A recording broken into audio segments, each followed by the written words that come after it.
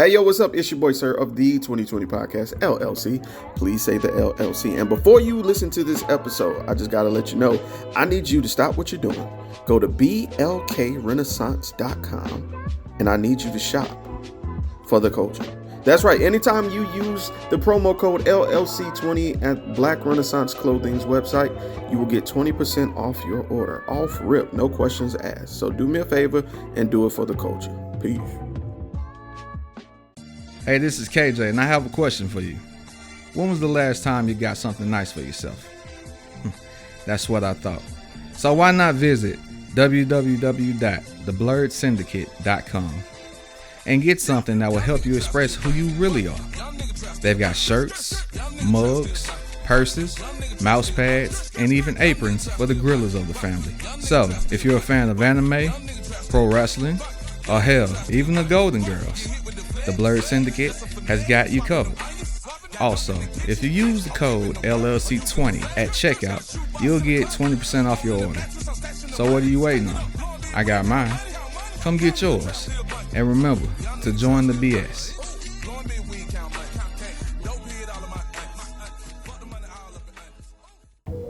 Hi guys, it's Mr. I'm Just Being Honest, host of the Truth Serum podcast for the people.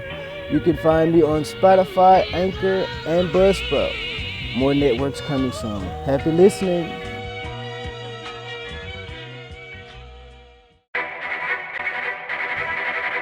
The self-destruct sequence has been activated.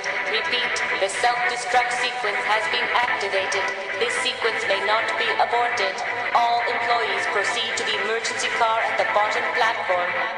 Okay, we lit it just like a fuse, so no need to pick and choose. Welcome to 2020, where we do more than interviews. The hottest be coming through, dropping knowledge on all of you. Get a peek at the front of you with the truth that they offer you. Yeah, hands up, we doing it for the culture. To give artists and businesses more exposure. Keeping it real and stay silent just like a boulder. It's about to go all the way down, can't get no lower. Chasing my dreams, know that they get no slower. But if I stay running, I promise they getting closer. Moreover, success my older. And if you're sleeping on me, I'm waking them up like Folgers. I told you, coming from the land with the tide roll. Well, we'll be on a whole different vibe though. We like to ride slow and keep our windows tinted so you really can see us like Stevie Wonder waking up with his eyes closed. Yeah, got the kind of flow that rock the boat. On my 16s of pounds of dope. And if you figure you can hang with me on the mic, then grab some rope. Matter of fact, better grab some hope. While you at it, we keep it live, it's time to tune in. Turn up the sound on what you're using. It goes so hard, I think it's bruising. The show is 2020, no need to zoom in. Yeah.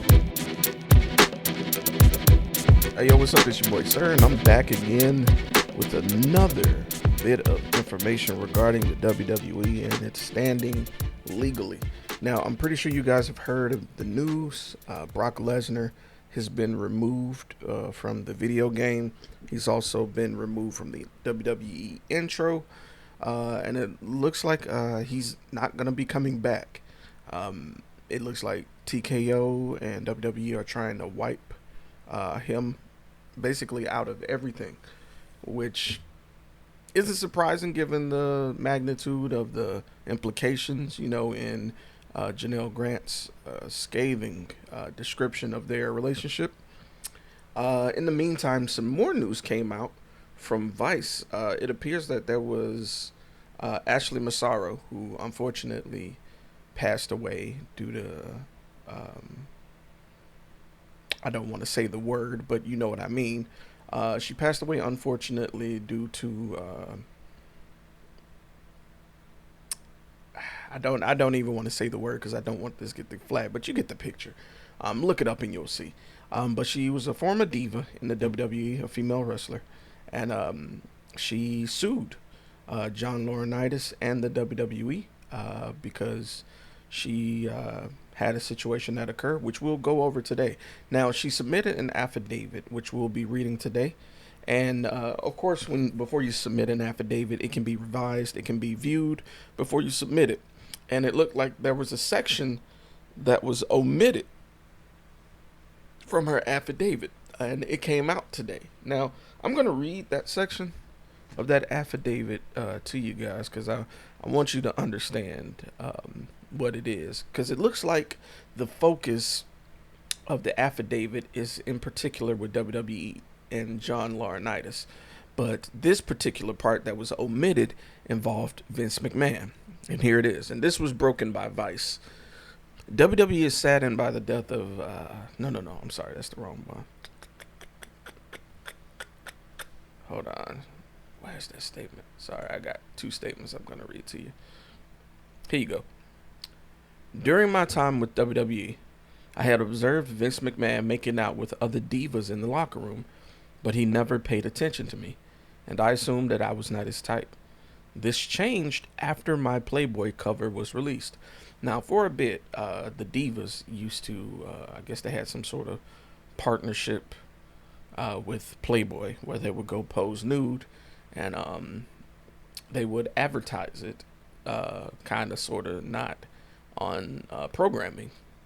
And I've always thought that was weird. I wonder what the stipulations or what the positives and negatives were of agreeing to that. Was something that you were contractually obligated to, or was this just an opportunity to make more money and get more exposure? You know, were they pushing these young ladies to go do Playboy or what? Anyway, I was fortunate enough to be allowed to fly on the company jet and stay at the same hotels as executives for a period of time so that I could get home faster to spend more time with my daughter. Doesn't that sound familiar, guys? On one of these occasions, Vince was attempting to get me alone with him in his hotel room late at night, and I felt extraordinarily uncomfortable. He began calling the hotel phone room and my cell phone nonstop. I called Kevin Dunn to explain the situation, and he said I should tell Vince that I was not feeling well and would see him on TV the next day. So I did. Immediately after that night, Vince started writing promos for me. Vince does not write promos for female wrestlers. That is the job of the creative department, and he certainly wouldn't have, under any normal circumstances, written a promo for me. But he did. And the promos were written with the clear intent of ruining my career. I brought the first script Vince wrote for me to the WWE employee in charge of creative at the time, Michael Hayes. And he said, "You're not saying this. Who the bleep wrote this?" And I told him that Vince did. He said, "Well, kid, these are the breaks." Meaning that Vince wanted to end my career and destroy my reputation on my way out. Does this not sound familiar? And there's another section at the end. It says, he is known for this type of behavior and also did this to blank upon her departure from WWE. In addition, after that night, each time I walked by him, he would make vulgar sexual comments that were clearly designed to make me uncomfortable. Does this not sound like Miss Grant's plea in her statement? This is crazy. Now, keep in mind, Ashley was in the WWE like in 2007, 2008, you know? And just that just gives you a scope of how long this been going on. But anyway, let's get to Ashley Massaro's affidavit. All right, she wrote this to the Honorable Vanessa Bryant. My name is Ashley Massaro, and I'm a plaintiff in the lawsuit Laurinitis versus WWE pending before you. This affidavit is signed and sworn to under the penalties of perjury. I am making this statement freely and voluntarily. I have read and understood everything written in this statement. The facts, names, dates, and information in this statement are made to the best of my recollection. WWE 2005. On August 15th, 2005, after weeks of competition on air live on Monday Night Raw, I won the 2005 Raw Diva Search, which was a thing. They did a open Diva Search, which the WWE had represented would entitle me $250,000 in prize money and a 1-year contract with the WWE. I continued to wrestle for the WWE until July of 2008. I did not wrestle for any other entity before or after my time with WWE. Upon winning the competition, I was informed that I could choose to accept the $250,000 prize money and rather work for the WWE as a wrestler, serve as the face of the women's division. I accepted this offer. It was my understanding that I would receive the full $250,000 and would not be required to wrestle and would work for WWE in a spokesmodel capacity for 1 year. I was given a contract by John Laurinitis, which I no longer have a copy of, and signed it. And I signed that contract. Vince insisted that I had been represented by an individual named Rich in Marina Del Rey, California, and tried to force me to pay him 20% of the $250,000. This individual had never represented me, so I refused, which almost resulted in me losing my contract. This was my introduction to the coercive and unscrupulous tactics employed by the WWE to take advantage of its performers. That's interesting. So a random person named Rich in Marina Del Rey, California, they were trying to take a bit out of her check to pay them when she didn't even know who they were. I was classified by WWE as an independent contractor rather than an employee. Sounds familiar, doesn't it? That's how they classify their wrestlers. I still have copies of payment records despite WWE classification of me as an independent contractor. I was obligated to perform at shows 4 to 5 days a week. At the time, I didn't really understand the difference. I didn't understand the significance of this distinction. So what she means by that is, when you're an employee of the WWE, you are directly employed by the company. You get its benefits, you get paid by it, blase. But wrestlers, all right? Wrestlers are kind of like actors. You know how like actors don't belong to a production company? Wrestlers are kind of contracted to these companies to perform for them for a period of time. So when you think of like John Cena and The Rock and all this, that's how they're able to leave and come back. So, and go do other things. It's because they come and do contracted work for a certain amount of time, and then they can go and leave as much as they please. It isn't a consistent Monday through Friday job like somebody in corporate. But anyway, let's keep it going. Not only was the requirement that I perform 4 to 5 days and inconsistent with my independent contractor status, but it came as a shock to me because I was specifically told that I would not have to wrestle and would have to serve as the face of the women's division. However, 1 week from the day I won the competition, I was thrown into a wrestling match and forced to perform in the wrestling match. I literally had no wrestling training at the time and did not know how to safely execute any moves or be on the receiving end of any moves. As a result of being immediately thrown into a grueling schedule of performing at shows 4 to 5 days a week with no training, I immediately began sustaining constant injuries. In my first month with the WWE, I had a match with a veteran WWE female wrestler at a house show. House shows are non-televised shows. She performed a move on me called the backbreaker.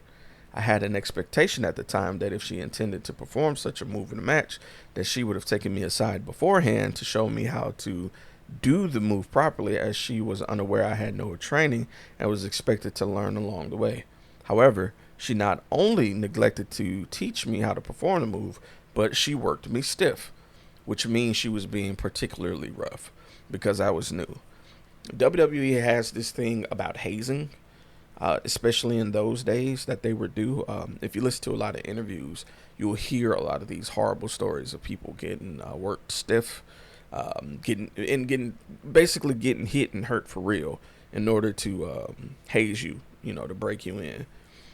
As a result, my back was slammed directly into her knee, and I sustained a severe back injury.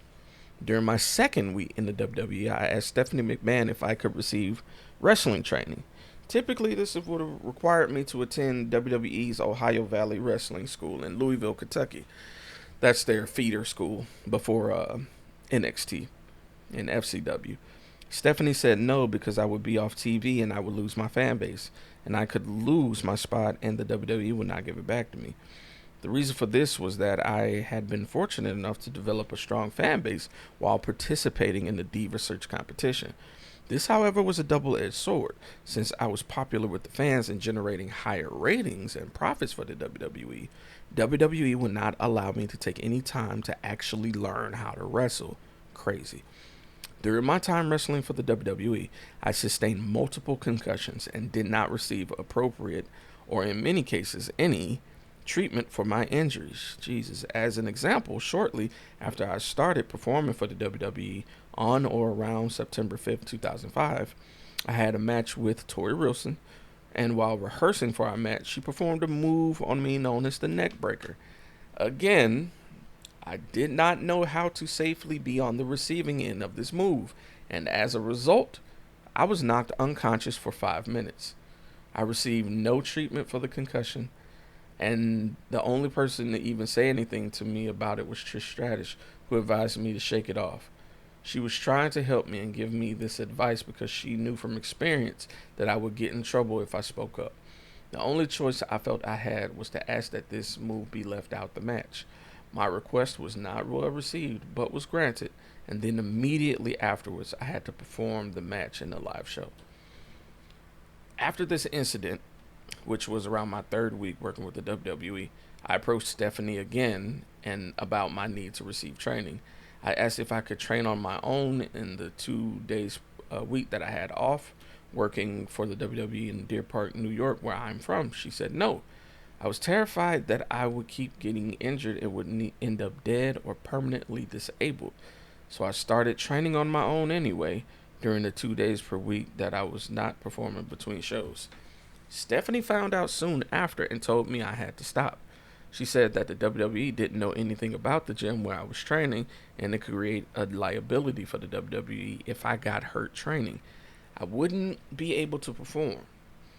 At the time, I didn't understand the concept that I was classified as an independent contractor and would have been within my rights to continue to train on my days off. That's true because she's not directly employed. So I acquiesced and stopped training. I wish now that I had been aware of my rights and continued training, as I likely could have been prevented at least some of the injuries I was about to suffer.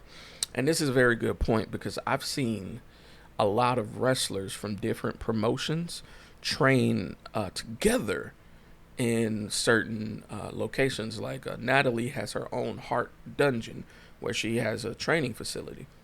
And I've seen people like, I think I've seen Jade Cargill go there, Ricky Starks, and those are AEW and WWE stars. So because they're independent contractors outside of WWE, they're allowed to have their own businesses and do their own things, as long as it doesn't, interfere with WWE. Anyway, aside from numerous concussions, I received a multitude of other injuries as a result of WWE's failure to properly train me or provide proper treatment for my injuries. For example, I suffered a hairline fracture in my spine and sustained numerous back injuries. In addition to one described above, ultimately was diagnosed with the herniated discs in C4 and C5 of my vertebrae in 2006. An injury that haunts me to this day occurred in February 2006 when I was injured in a ring during a women's battle royal. I suffered a large fracture that went around my leg bone twice, and a piece of bone became loose. On February 22nd, 2006, I had to undergo surgery to have a 5-inch metal plate, 8 screws, and staples placed in my leg. My leg was then placed in a cast, and I clearly should have not been performing while I recovered from this surgery.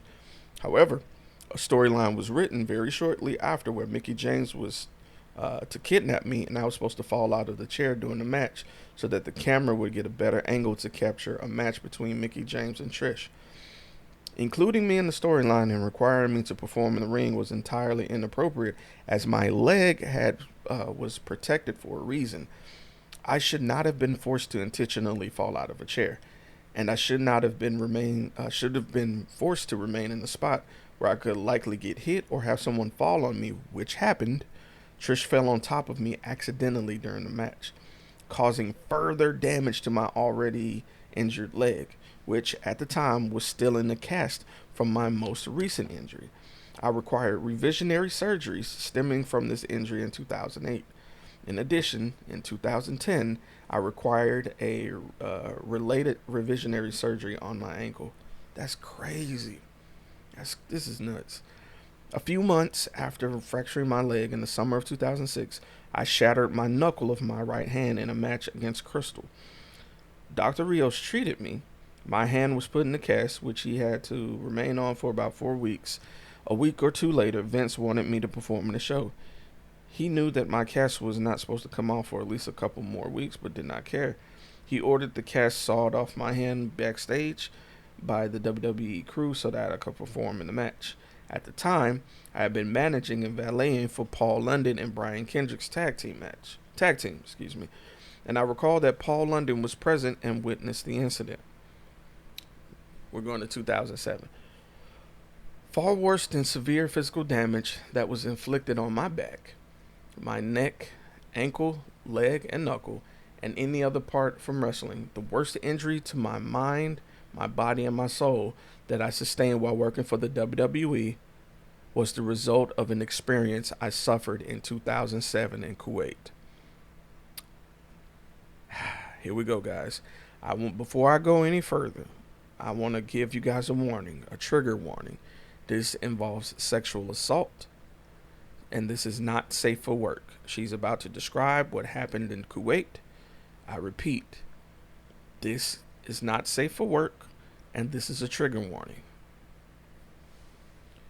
I'm a strong supporter of the U.S. military and as always very enthusiastic when given the opportunity to do something to help men and women fighting overseas for our freedom. I'm also very friendly and personable by nature, so I developed a strong rapport with many veterans and active service members that I encountered in my work with the WWE. As a result, I was one of the 4 performers chosen to go on a 2-week tour in support of our troops in Afghanistan, Kuwait, and Saudi Arabia. The other performers in attendance were Maria Kanellis, Ron Simmons, and Jimmy Hart. Gary Hart was also in attendance in a supervisory role. While I initially was thrilled to have the opportunity, I began experiencing issues from the outset. At the beginning of the trip, I received harsh treatment from several men in Saudi Arabia. Even while wearing a burqa, Maria Kanellis did not receive this type of treatment, so I suspected that it was related to my fair skin and light eyes. This made me very uncomfortable, but I brushed it off and was still looking forward to the tour. Then, after we arrived in Kuwait, I began to suffer from menstrual cramps. I had asked to rest in the Humvee, which was air-conditioned, during a break, and the army soldiers insisted that I was suffering from dehydration and notified Gary. He insisted that he take me to a nearby military base in Kuwait. I was told at the base that I needed an IV for dehydration. I protested, but they insisted that I needed it, and it was very common due to the hot weather. When I arrived at the sick bay, an IV was placed in my arm almost immediately. After sitting with the IV in my arm for what felt like hours, Jimmy Hart came to check on me and make sure I was okay. I told him I was fine, but that they would not let me leave because they said I had to wait to see a doctor. Jimmy said he and the rest of the group were going to get lunch and left. Another couple of hours went by, and then a man appeared in the sickbay, dressed in an orange t-shirt and cargo shorts. And I had heard others comment that it was his birthday. He presented himself as a U.S. Army doctor, but I observed that all the other doctors in the facilities had been wearing scrubs, so I do not know whether this was true. He was with a woman who was dressed in full military fatigues while I was in the sickbay. He approached me and almost immediately administered an IV of an unknown substance in my arm. Almost immediately after, the alleged doctor and the woman in fatigues moved me into a room that did not appear to be a treatment room and placed me on the table. The woman guarded the door while the man proceeded to inject me with a drug that caused me to be unable to move my body or scream. The man then proceeded to violently R-word and sodomize me. I was completely helpless to defend myself against this attack, as the drug he injected rendered me temporarily paralyzed. Despite being unable to control my movements, I remained fully conscious for every second of the attack. I felt excruciating pain as a result of this man penetrating me by force and against my will in a violent and aggressive manner. While I was completely defenseless. While I was completely defenseless. Each second that went by was excruciating, as I have never felt more helpless or been more terrified in my entire life. The experience was a living nightmare. I don't know exactly how long this went on for, but it felt like an eternity. The suffering I endured far surpasses all the injuries that I have suffered in the ring put together. I was experiencing not only physical pain, severe physical pain, but severe emotional and psychological trauma. I have always considered myself to be a fighter and a survivor, so I can't even find the words to describe what it felt like to be thrown on a table and stripped and then brutalized in the worst way possible.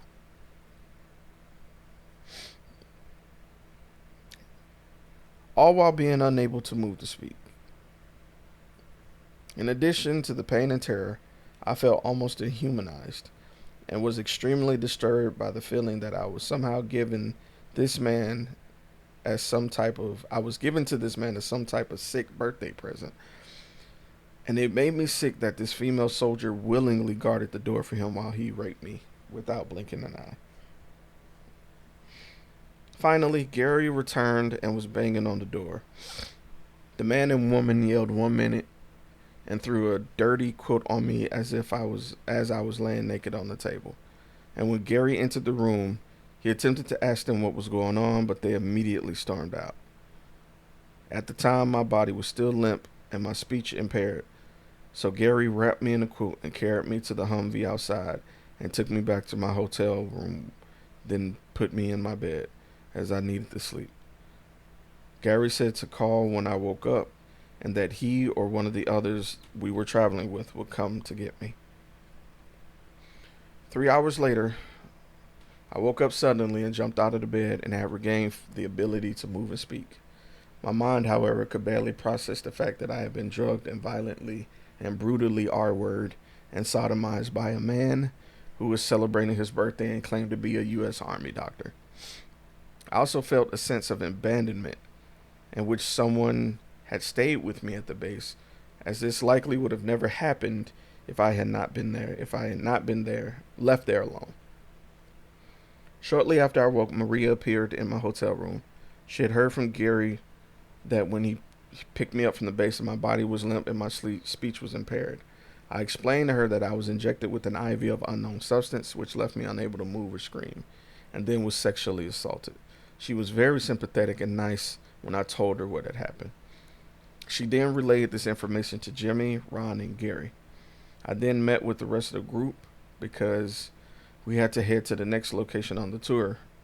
Obviously, given my mental and physical condition and that I was in Kuwait and the group had to leave for the next destination, I was not in a position to stick around by myself and have a rape kit administered.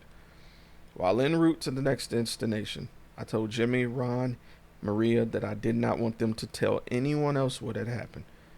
They agreed to respect my wishes.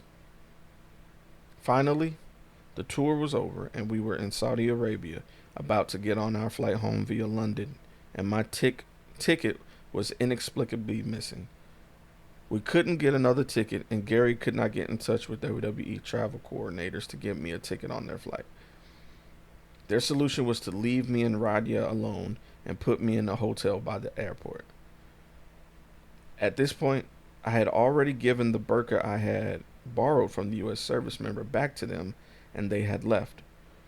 Radia was located where I was harassed at the beginning of the trip while wearing a burqa, and I had just been drugged and viciously raped. I could not believe that anyone would expect me to stay there overnight alone, given the circumstances. Nevertheless, Gary and the rest of the group got on their flight. I'm going to stop right there. That's crazy. This is nuts. I didn't know it went this far. Ladies, make sure whenever you go somewhere with someone, you and gentlemen too, man, you're never by yourself, especially in these foreign countries, excuse me. And this is disgusting, bruh. the fact that a woman guarded the door like this. When you become a star, you get a target on your back, man, and it's disgusting. But anyway, I'm gonna wrap this up. Let me know what you guys think. Thank you for, supporting the way you guys did with the Vince McMahon allegation series. I would like to keep this going. Tell me what you guys think. After this, I'm thinking of covering the Chris Benoit story. So let me know what you guys think. I appreciate everything y'all do, and I'll see you next time.